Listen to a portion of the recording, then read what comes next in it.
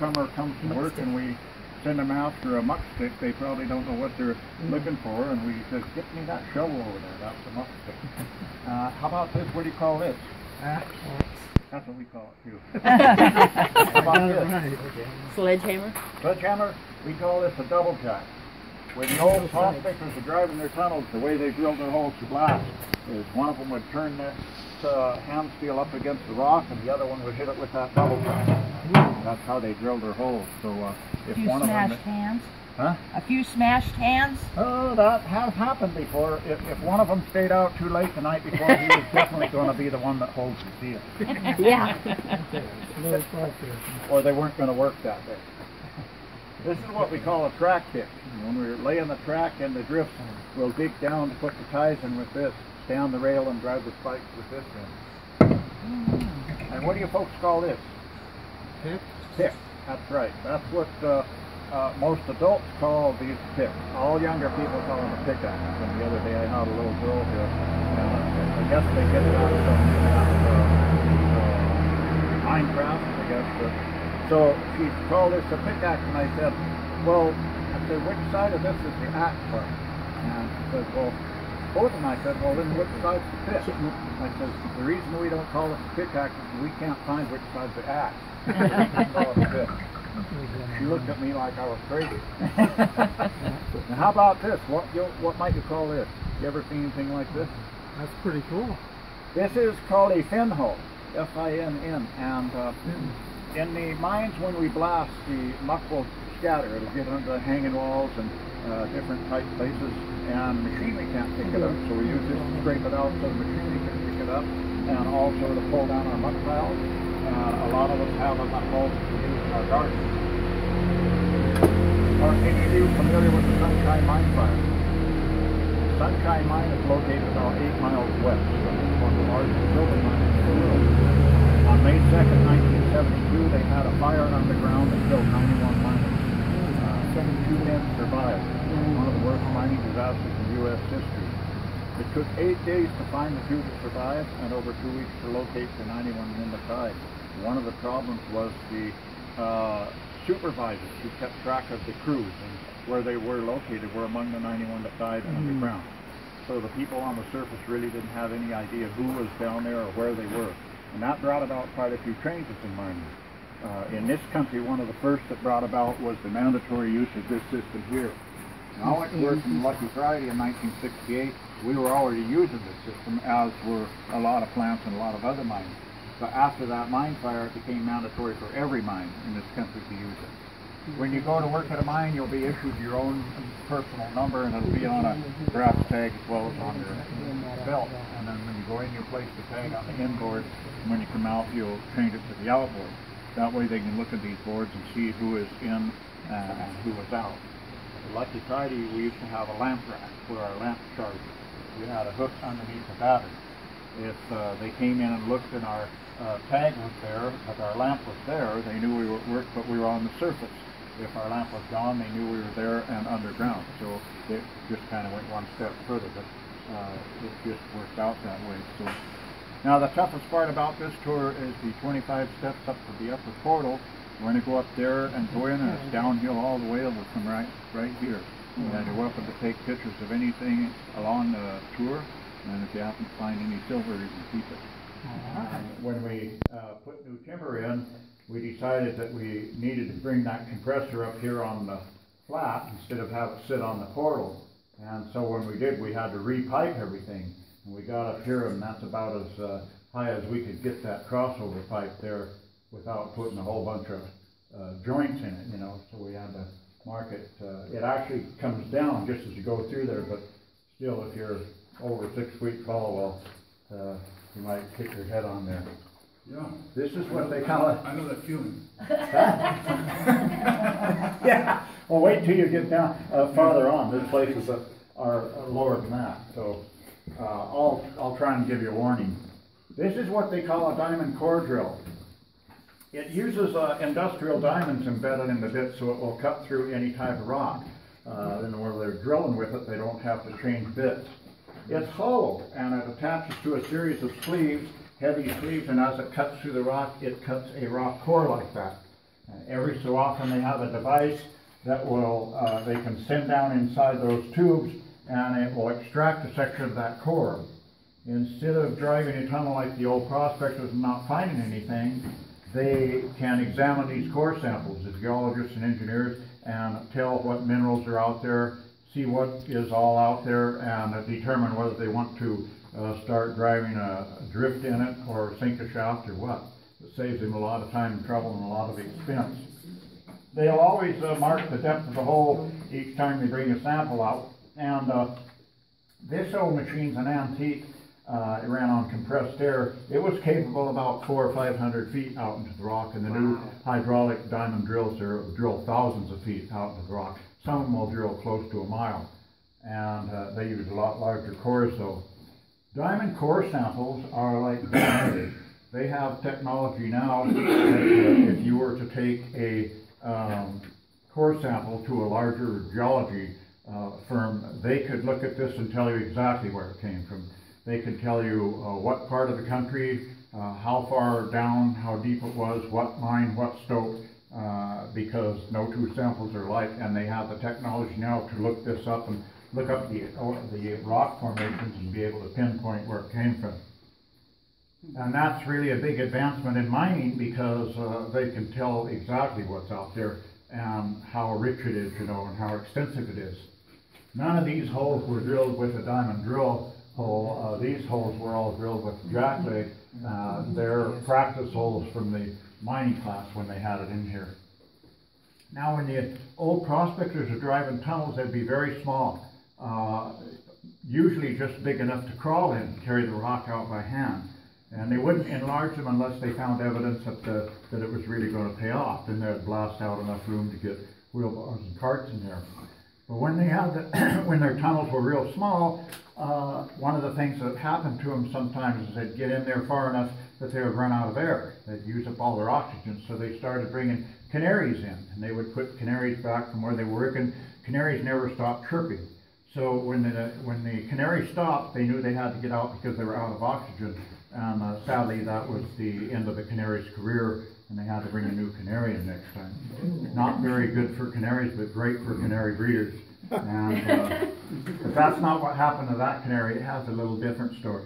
It used to hang on that side, on that rib over there, and there's a great big machine on the other side of that bulkhead. One day my partner started that machine, and it scared that canary to death, and it's been petrified on that stick ever since. So, now, nobody will buy that little story until after they hear that machine. Then, if there's two tours, if this is a second tour, the tour ahead of us, this is usually right where we pass.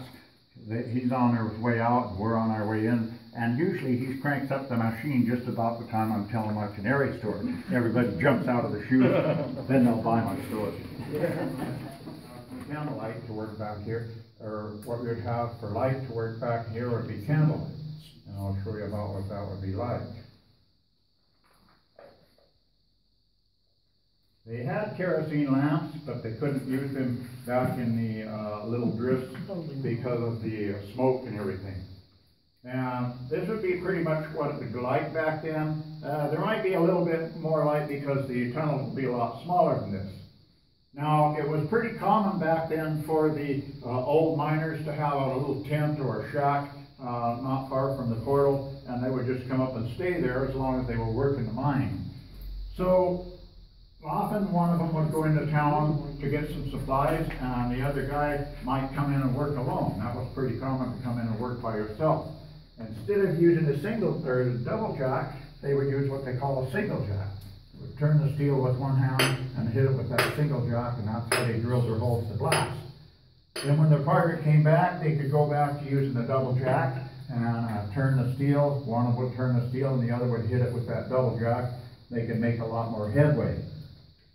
Now, these candle holders were designed with really sharp spikes and hooks to go into cracks in the rock, or sometimes they would put a wedge in a hole that was partly drilled, but they couldn't always put them right exactly where they needed it to shine on the drill steel. And in that case, the guy that's turning the steel might place his thumb on the end of the steel and press as hard as he could. The blood would work its way away from the thumb and allow it to draw a little light from the candle. Now the guy with the double jack would have a target to hit, and just before the hammer hits, he would pull the thumb down. If he had been out too late the night before, after that they might call him stubby if he wasn't quick enough. And we have accounts of that actually happening, but I'm pretty sure it never happened more than once to anybody. If it did, they probably had it coming. This is one of my very favorite inventions from the early 1900s, late 1800s. I think they came out about 1895. It's called a carbide lamp. The bottom tank holds calcium carbide, the top tank holds water. When calcium carbide gets wet, it gives off a flammable gas called acetylene. And they would have a little striker here that would ignite it, and it would put out a very bright light. I'm going to give that a little more gas.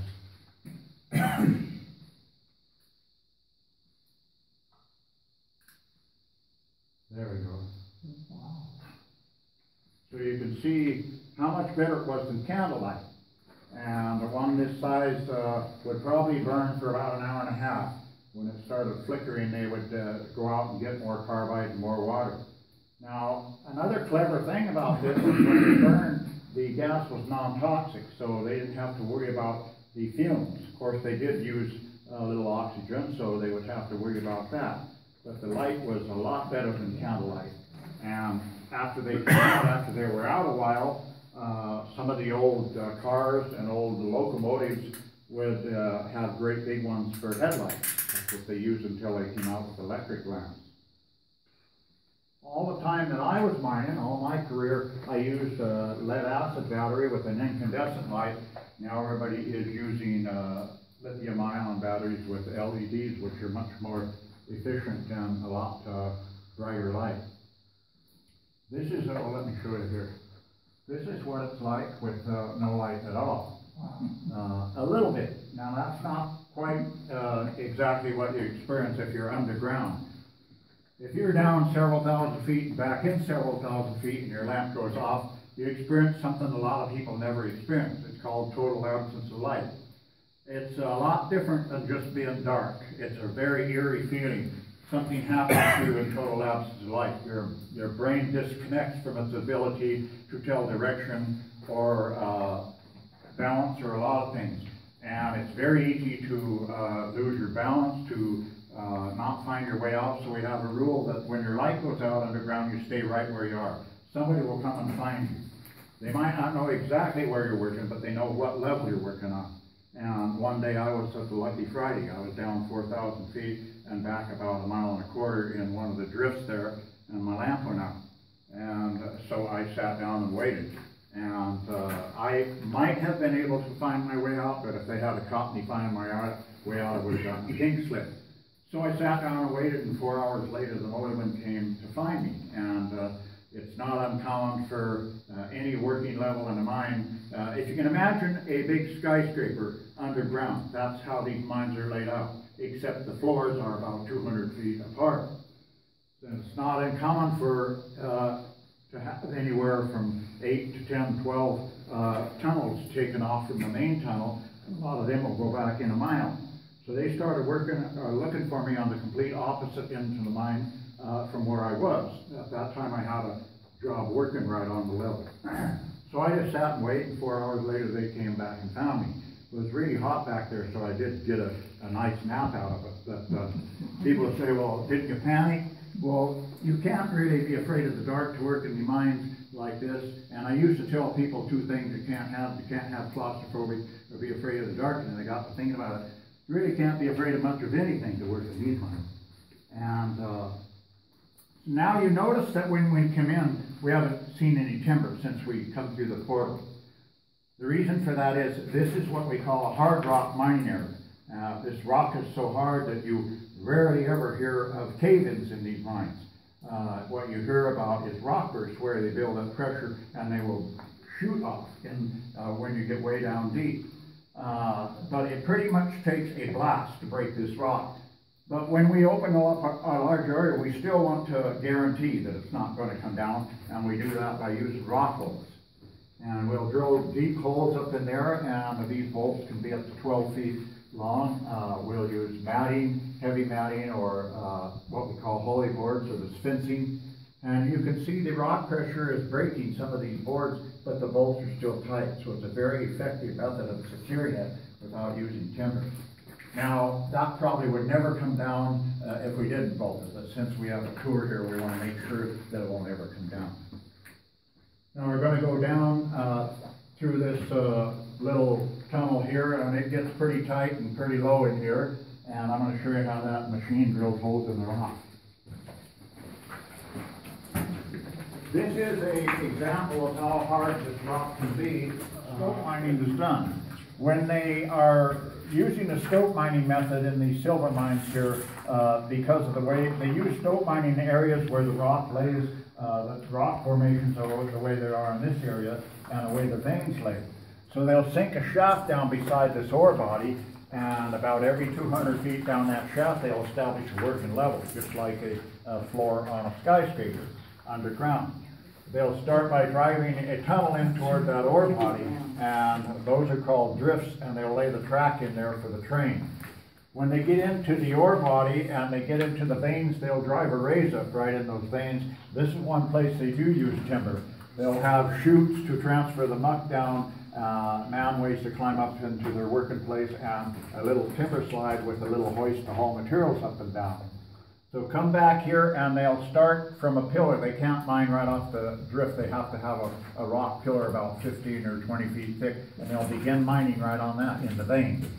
They'll come in and they'll start drilling and blasting in that vein, the length of the vein, and in most larger operations, they have miners always work in pairs, so one will mine one direction and his partner will mine the other direction. They'll start drilling and blasting what they call a round. They'll drill a round out and blast and muck the rock into the chute. The train will pull it out down below and dump it in a pocket at the shaft, and they'll hoist it up out of the mine, and it will be on its way to be processed.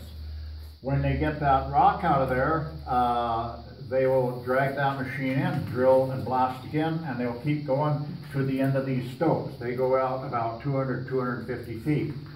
When they get clear to the end, they will clean all this rock out. They'll build a sand wall, fill this up with sand and cement. Then they will go up one more set, about 8 feet, and they'll mine out across the top of here with another cut and go on up, and they'll keep doing that till they get 200 feet up the next level. And while they're doing that, there's another crew right below them coming up 200 feet underneath them. Also, there will be another crew in another raise back here about 400 feet coming toward them on that same vein. So it's not unusual to have up to 30 guys working on any one level in these raises all over as far as this vein goes in the mountain. Now I'm going to show you how that machine drills holes in the rock. It's interesting to watch. It's going to be very noisy, so you might want to cover your ears. Back out of the way.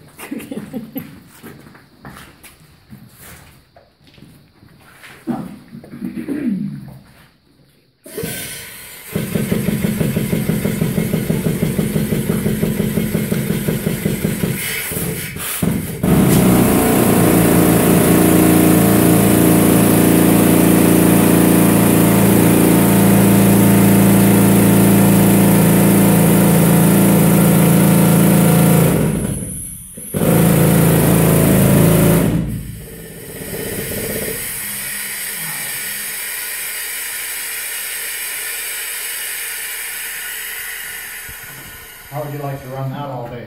No. Sounds like my bike. I'd rather run your bike. I'm sure you would. A lot of days when I was working in the mine, I would run that machine from the time I came to work till the time I went home at the end of the shift. It depends exactly where you're working. Now, as I said, the standard size for a drift or a passageway is 8 feet wide by 8 feet high. But when you're up above the track mining in the stopes, it can be, the veins can be anywhere from 6 inches to up to 40 feet wide, or even there's no limit. If you're any, say a place to say 6 to 8 foot wide, you can probably drill enough holes to break that out of there in about 3.5 to 4 hours. But if you're in a really wide stope like that, you'll probably be drilling all day for at least 2 days and blast maybe every third shift. So there'll be a lot of time spent behind that machine. And people ask, well, doesn't it rattle you to death? Well, when you're learning how to run it, when you're just breaking in, it does rattle you a little bit. But once you learn how to operate it, that machine will purr like a kitten, and you can just hang on to the hose. And there have been, I've known of guys in a big wide place that'll have 2 machines. They'll get one running, going into the hole nice and smooth, and they'll set another one up and run it and stand between them and hang on to the hoses. They have to have that valve right at their foot, because sometimes steel will hit what they call a slip and hang up. And if that happens, the machine wants to turn around it because it can't turn the steel. You have to hit that valve and hurry. I've seen guys get caught up in those hoses, they'll almost squeeze them right in half. That's 120 pounds per square inch. So now, this is what a typical round looks like. They'll drill a pattern of holes the size of the cut that they want to make. And as I said, the rock is hard enough so that you have to create a weak spot for it to break to. They do that by drilling a pattern in the center called a burn. The center hole, they will never load with powder. They leave it empty. They put electric primers. Now they use electric primers. They'll put the primers in the back of the hole and fill all these holes completely to the collar with explosives. And when they blast, they time these holes to go all at the same time. They're the first ones to go off. When they go off to that center hole, they'll shoot out like a cannon. Then you have your weak spot to break to. The sequence will continue from the inside out, and when all the outside holes are gone, you'll have an 8-foot deep cut in that rock with a big muck pile in front of it. Now, the first thing you run into when you come to work is a big muck pile from the shift that blasted before you. So the last thing you do at the end of the day is blast. Everybody blasts at quitting times. You'll hook your electric primers into electric line. They go down the raise and into the drift to a blasting box.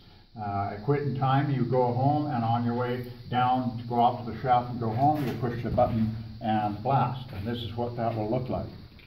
It's just a light show. There's not going to be any noise. And you see the sequence from the inside out.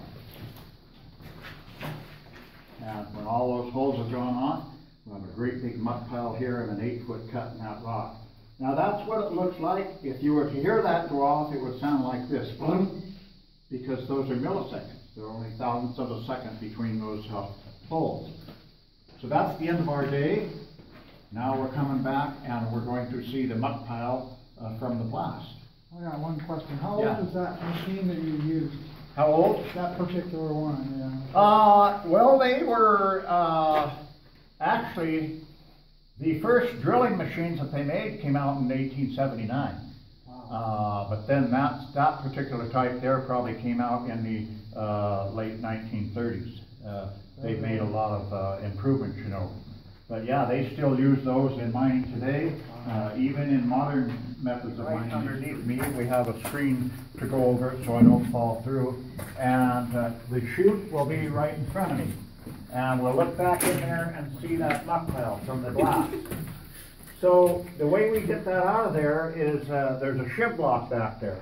So when we drill that round out, one of those top holes we'll drill a couple feet deeper than the rest. Then we put a stick back in there, wooden stick, so that when the blast goes off, that hole will still be there after the 8 feet. It's about a 10-foot hole. We're going to take an eye bolt like that and that shib block, and we climb back up there on top of that muck pile and put that eye bolt in that pinhole and tighten it up and hang our shib block in it. Our cables will go in the shib block. They'll go to the slusher bucket and to the slusher. We'll slush that rock out to the chute, and the train will pull it out down below, and when we get that cleaned out, we'll drag that jack leg in, drill another round, and blast again. So we'll complete that cycle every shift.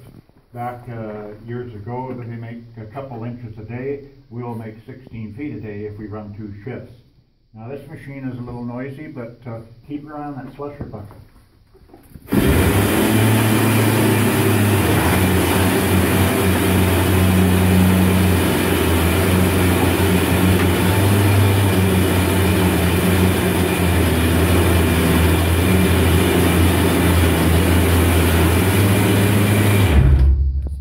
Kind of cool, huh? Yeah.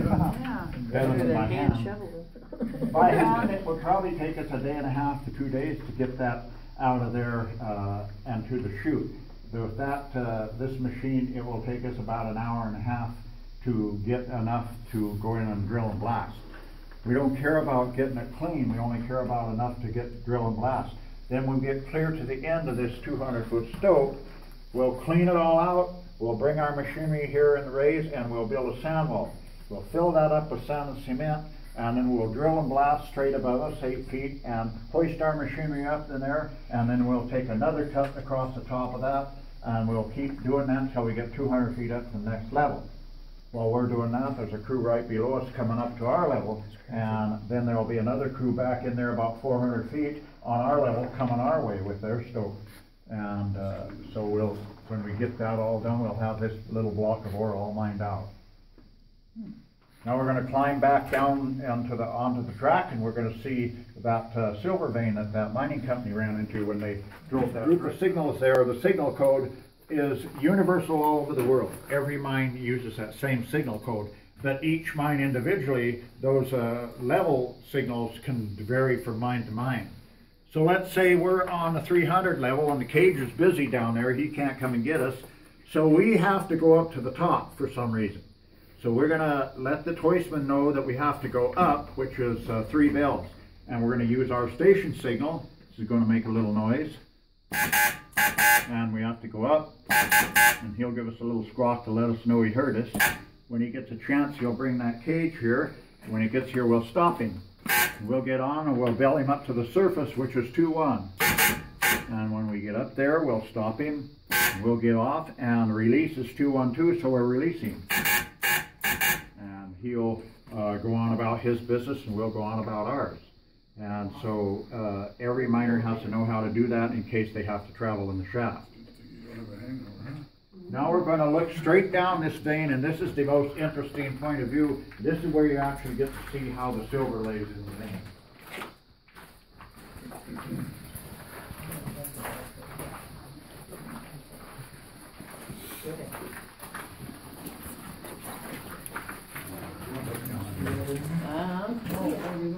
See that ugly black stuff? That right there? Yeah, this ugly black stuff here, the darkened stuff, yeah. And some zinc out in there, and you can see the quartz.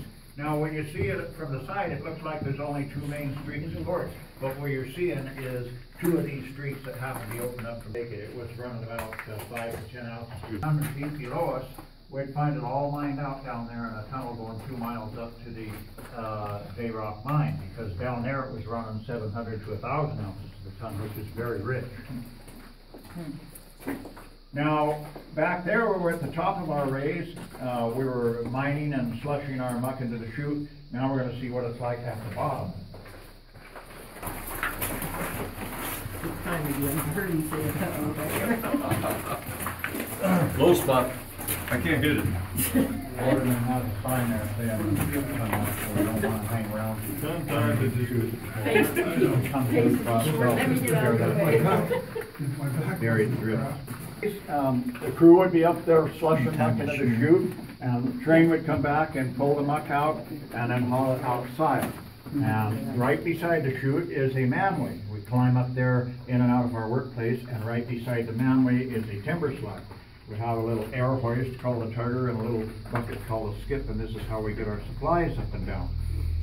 Now, we'll go up here about 15 feet, and we'll start mining across there, 200 feet to the end of our stope. We'll come back and go up another 8 feet and mine out across there.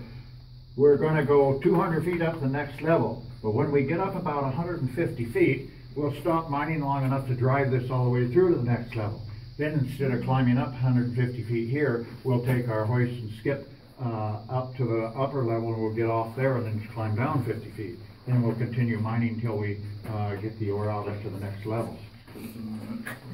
Now we're going to see a place that's just starting, or was just starting back in 1960. This is what they call a He needs a new helmet. Huh? He needs a new helmet. Need a card frame. This is what they call a crosscut. And this is where they come in from the main drift. They're gonna go in here and they're gonna drive a new raise up here. They're gonna start mining this vein from this direction. So we don't have a chute because we're below the chutes. We have to have a machine to pick muck up off the track. Now, this is called a 12B mucker machine. And did I tell you that Canary got scared to death? This is a machine that did it. It's one of the most dangerous machines to operate in the mine. It's fascinating to watch, but it's also a little scary. So I'll show you how it operates.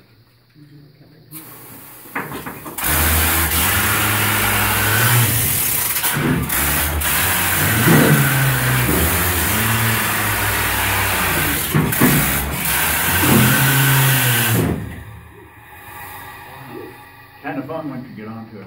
It really was one of my favorite machines to operate underground because it is kind of fun. But it'll actually run twice that fast, and that's one of the dangers, is how the quickness of it. Compressed air machinery is a lot quicker than gas or diesel. So it's very easy to get hurt on, but I really did, it was one of my favorite machines to run. Now right up to our left is a old compressor that's been retired for years, and people walk by and look at it. So last summer I gave it eyeballs. So when you go by, you got to smile at it, because now it's got a great big wide smile. This is what the powder magazine looks like on any level where we store explosives. They'll blast out a log hole.